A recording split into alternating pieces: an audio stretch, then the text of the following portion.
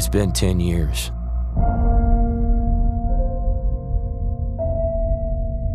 You start to forget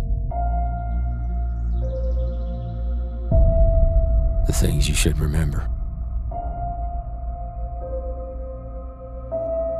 And you can't stop remembering the things you should forget.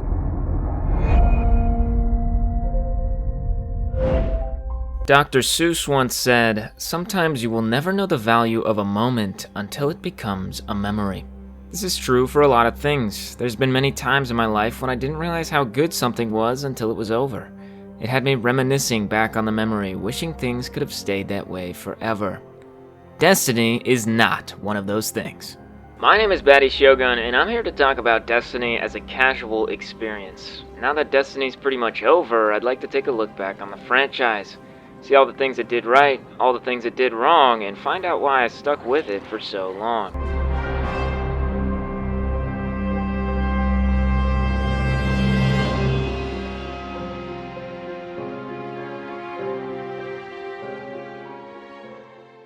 The year is 2013.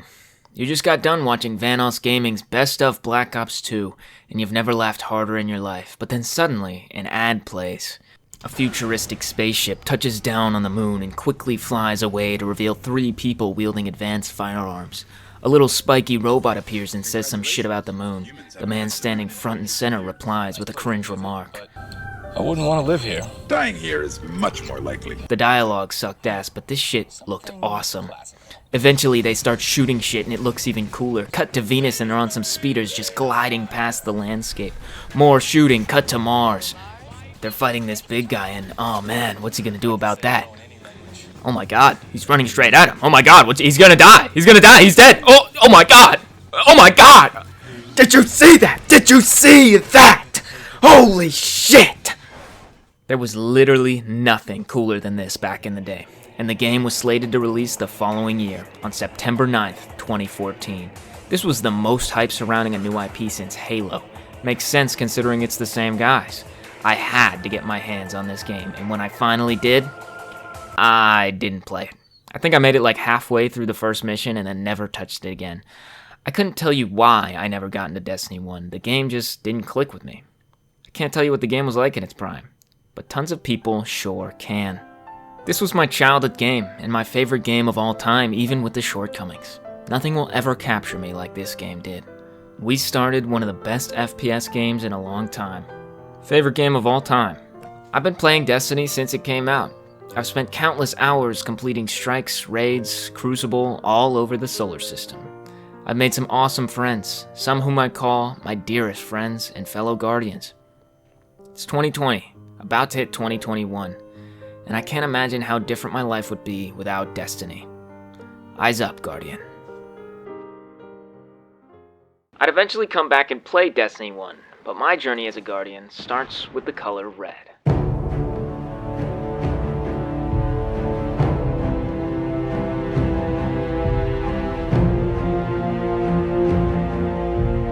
The Destiny 2 beta was one of the first betas I ever played, and it's still one of the greatest introductions to a game I've ever seen. Load in, boom, the tower from Destiny 1 is getting fucking destroyed. Some big dude is trying to take the Traveler, and we gotta stop him. Spend some time defending the tower and realize it's futile. We gotta go straight to the source. We get launched onto his ship and clear waves upon waves of enemies. After making our way through what seems like an endless vessel, we finally make it to a landing pad and meet the man himself. Alright, it's time to kick some ass. Oh shit, what's going on? Oh, he's kicking the shit out of us. Yeah, but we'll make it out of this one with the main character. And then he kicks your ass off the ship. Buy the full game, pussy. Like, damn, this shit went hard. I had to see what my brother thought of this. He didn't like it. What? How could you not like this, bro? I don't know, just didn't like it. So that was it. I mean, if my brother didn't like it, it must have been bad. I guess I won't buy Destiny 2. Oh, hold on, I'm getting a call. Bro, you gotta buy Destiny 2. This shit is awesome. That day, $60 left my bank account, and it was still one of the best purchases I ever made. Turns out that intro was just the start. Run up to the shot of the Traveler and just start killing everything. We got our abilities back, baby. going through the European Dead Zone and just taking in these incredible landscapes. Then we go to Titan. Did you guys hear that? Once again, just take a look at this shit. I'm telling you, Destiny has some of the best... Nah, what the fuck was that? Some of the best areas in any video game. Jesus Christ! Back in 2017, this was like the scariest shit of all time. Finish up Titan and boom, we're on Nessus. Here we meet the best character, Cade 6. It's not even close. I cannot wait to see what they do with him in the future. Take us to Io and once again, just look at it. This campaign was like that Destiny 1 trailer all over again. And eventually we make our way back to Earth, and it's finally time to take on the big bad. With the leaders of the Vanguard back together, Ikora, Zavala, and the best one, Cade 6, we were finally ready to reclaim the Traveler. We stormed the ship once again, cleared through waves and waves of enemies, and take down the boss and save the Traveler in an extravagant spectacle. We had finally beaten the campaign. So we built a dick. Now what? Now we go outside. Like in real life. Yeah, there wasn't really anything to do in the endgame of Destiny 2 on launch, so I stopped playing for a while. I wouldn't be back for a bit, so while I'm on break, let's talk about the gameplay.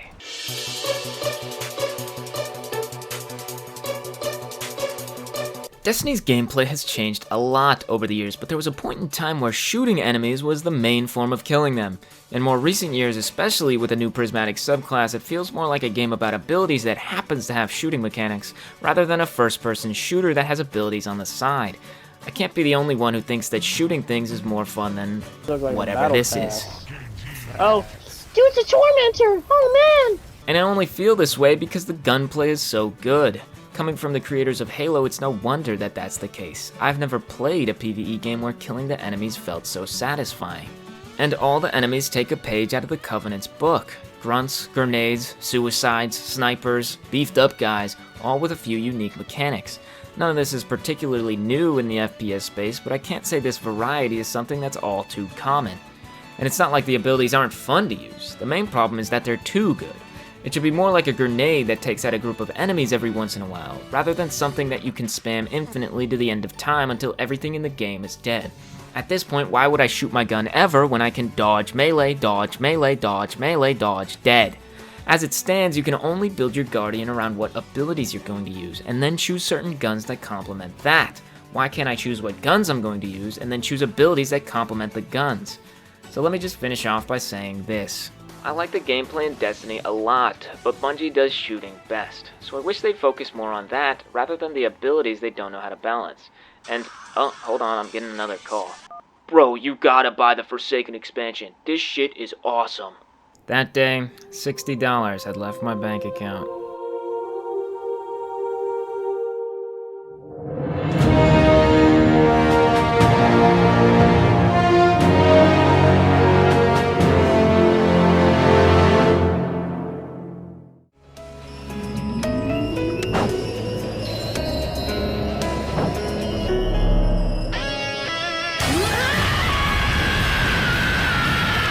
Before we get into Forsaken, we gotta talk about these two.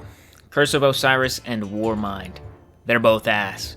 Hop into the Infinite Forest and play the same shitty level 200 times, and don't even get me started on Warmind. They spend the whole campaign hyping up this super AI that's gonna like destroy the entire galaxy or some shit, and then we finally meet the thing and the campaign's over. I'm serious, this guy says like 4 words and then the campaign is done. Turns out he was a good guy or some shit. Fuck these 2 expansions, they suck dick.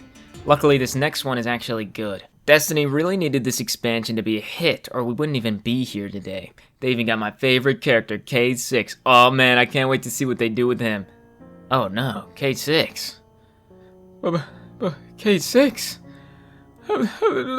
Ultrasoft is mine. Yeah, they killed the best character. I mean, they had it in all the trailers and shit, that's how they got people to buy this expansion, but you know, Destiny, I think this was the one exception where people would have been fine with a fake out, but it's okay. Anyway, the rest of the campaign is just hunting down the dudes that killed Cade 6, the best character. There's like 7 of them, and each of them has their own unique mechanics, and you go around the Tangled Shore just killing them one by one until we finally get to Uldrensov, and he's like, in love with his dead sister? What? But then it turns out his dead sister is actually an evil god, and now we gotta kill this thing, and then we do? And then we finally get the one-on-one with Uldrensov. Fucking kill that guy. Shoot him dead. Kill that guy. Kill that fucking guy! After the campaign, you unlock this secret area called the Dreaming City, and all this shit is so cool. And I'd be telling you to go play it right now if they didn't take it out of the fucking game. So yeah, everything I've talked about so far isn't in the game anymore. Red War campaign, Curse of Osiris campaign, Warmind campaign, Forsaken campaign, none of these are in the game. You may start to ask yourself, why would they do this? Well, the excuse given by Bungie is that it takes up too much space and messes with the balance. Yeah, your headquarters takes up a lot of space. What if we just sunsetted that, huh, Bungie? This is honestly one of the worst decisions I've ever seen made in the video game space. I cannot believe they did this and have not gone back on it. So yeah, if you wanted to play anything I've talked about so far, Bungie says you can have this instead. Have fun with that. And while we're on the topic of removing things, let's talk about light level. Back in the day, you started at 10 power after getting booted off the ship. Some of the most fun I had in Destiny was building back up to that 300 power you started as when you selected your character. Sure, light level may just be part of a number go up fallacy, but seeing it increase really made you feel like you were getting stronger. There's a right way to do gear score and a wrong way to do gear score, and this was definitely the right way. Not like it matters anymore. Today, you start at 1900 light level, and you want to know what the max is? 2000. Congratulations, Bungie, you've removed 95% of the progression from your video game. And light level doesn't even fucking count in the campaign anymore, so let me ask you this. What is the fucking point? To gatekeep you from doing the hardest content, you might as well just put a timer up on screen and make you play for that long. What's the point of me playing now if my light level is just gonna get raised by itself later? I think I've gotten more free light levels than I've earned light levels. You know why Final Fantasy XIV is so good? It's because you have to play through all the campaigns before you can get to the end game. There's like 200 hours of free content in that game. Destiny, you could have had the same thing, but no, the only thing that matters is the new expansion, but now we're not releasing anymore, and fuck you! Let's talk about the next expansions.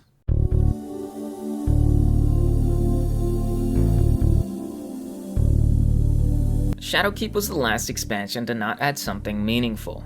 I guess you have these finishers, but I mean, come on. And we're back on the moon, but it's red this time. Once again, we spend the whole expansion hyping up this big bad. It's the darkness, guys. That's like the opposite of light. Only for him to say like 4 words at the end and that's it. But I mean, at least this one leads to something. Turns out he was the big bad of Destiny the whole time, and he would be the final boss. But before we get to that, we gotta dick around in the snow. Beyond Light was the first expansion to add an entirely new subclass, the Stasis subclass. I didn't play Beyond Light on release, and let me tell you, this shit was underwhelming.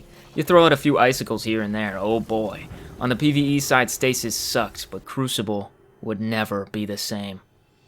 Beyond Light was the most forgettable campaign of Destiny 2. I couldn't tell you what we were doing or why we were doing it. Something something fallen, something something kill the boss. Okay, the campaign's over. Both Shadowkeep and Beyond Light get a certified mid. Not good, not bad. What's next? I can't remember. Oh yeah, it's the...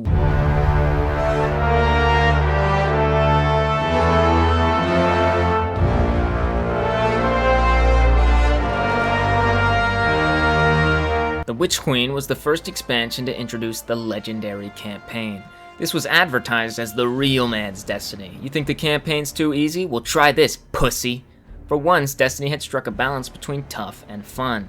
If you were using the Void subclass, that is. See, Beyond Light introduced subclasses 3.0. You see, before, you had to pick a certain path in your subclass and that would decide all of your abilities. Now you can mix and match however you want.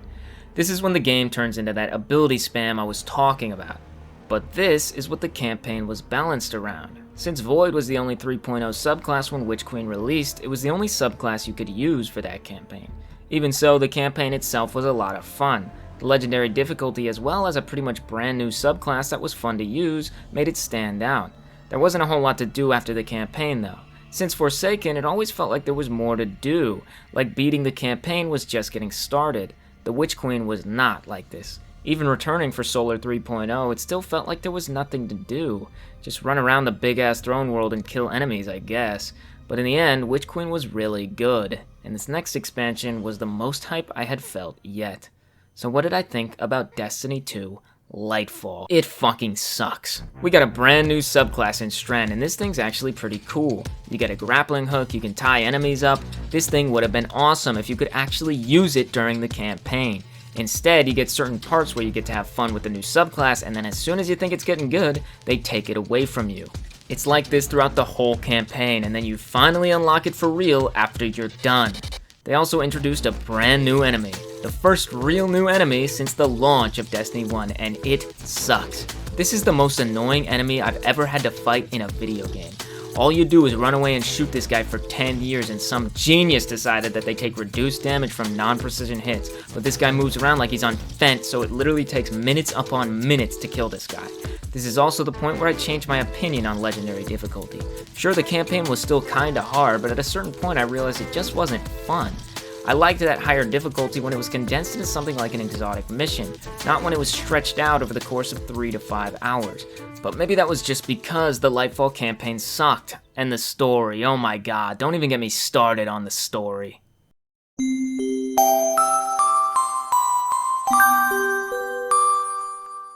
The story in Destiny sucks. I know the lore heads are going to be at my throat for this one, but I'm talking about the story told through gameplay.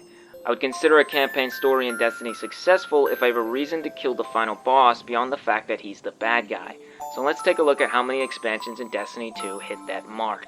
Because he stole the Traveler? Nope, nothing. Because he killed Cade 6? No, definitely not. Nope, no. If my only motivator is something that this guy did 10,000 years ago, or that he's going to eat the whole universe or something, I don't care. It's about what you've seen them do, not what they're going to do. You don't go kill Bowser because he's going to kidnap Princess Peach, you go kill him because he did. None of these bosses did anything in the main campaign to make me have a reason to kill them. From my perspective, I'm the dickhead, and I'm not going through lore entries or watching this 10-hour My Name is Bife video to figure out what's going on. Why can't you just tell me through the game? But this isn't something that started with Destiny 2, oh no. This started all the way back in Destiny 1.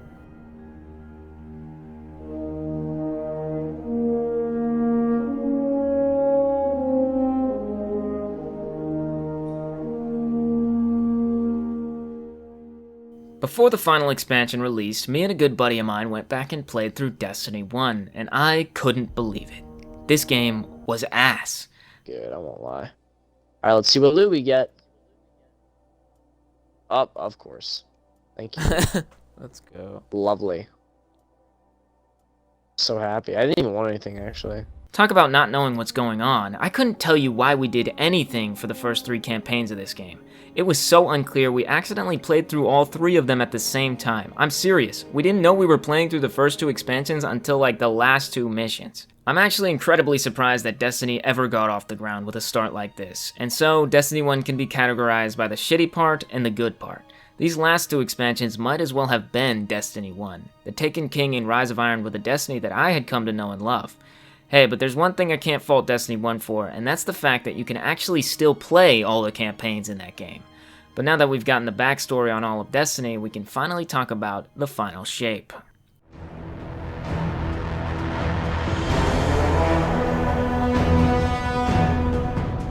The Final Shape campaign was advertised as having dungeon-like complexity. I didn't talk about dungeons and raids yet.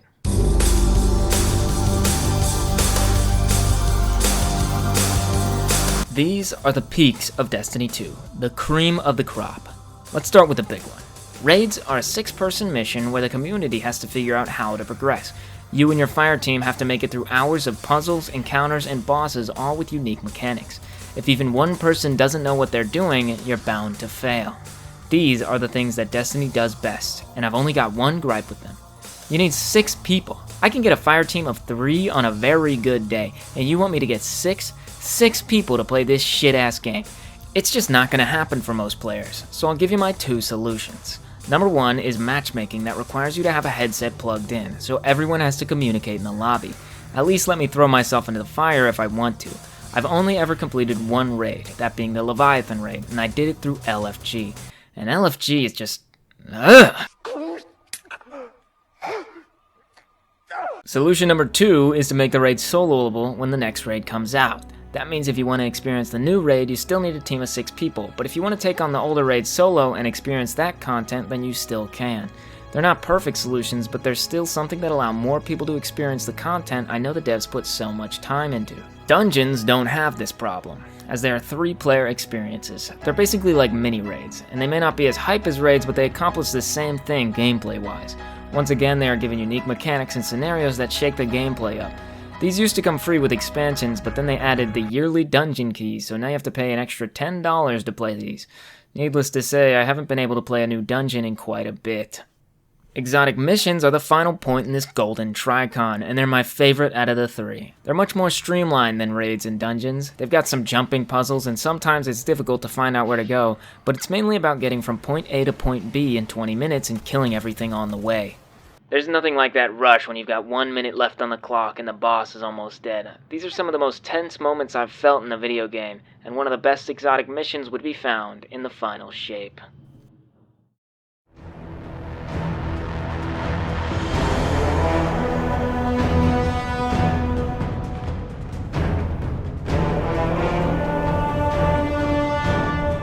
Okay, for real this time.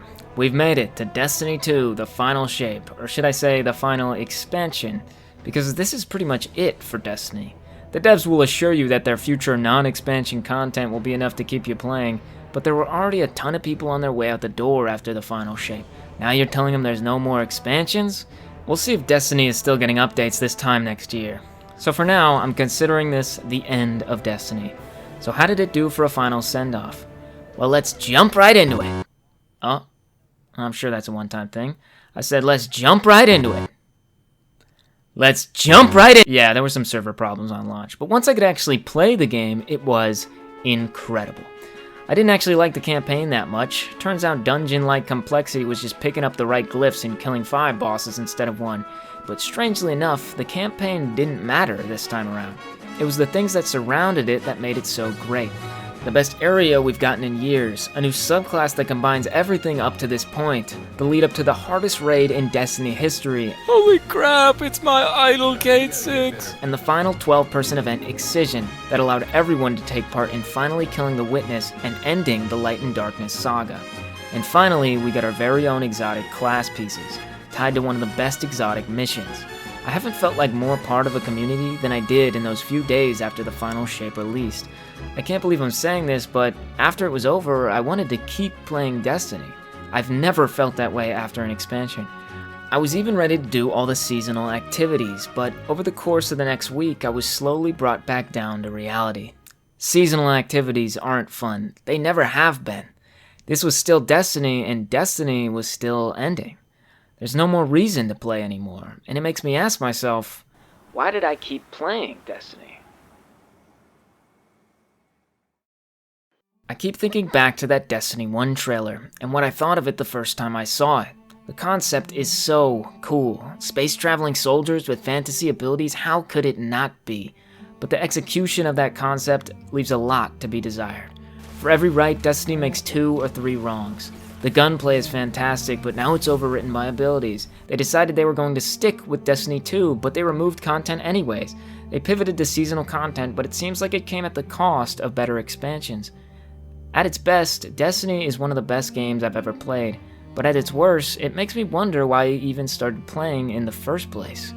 I'm not one of those guys who sold their souls to Destiny, but I put a decent amount of time into the franchise. I met some people that I'll always cherish. I made a ton of memories that I won't forget, and I had a lot of fun along the way. But Destiny was always one of those games I felt like I had to come back to, through the good and through the bad. So I'm glad that Destiny is finally being put to rest, so that I can finally rest. I'm glad that I can finally stop playing Destiny, but I'm also glad that it was a part of my life. So thank you, Destiny. Thanks for everything.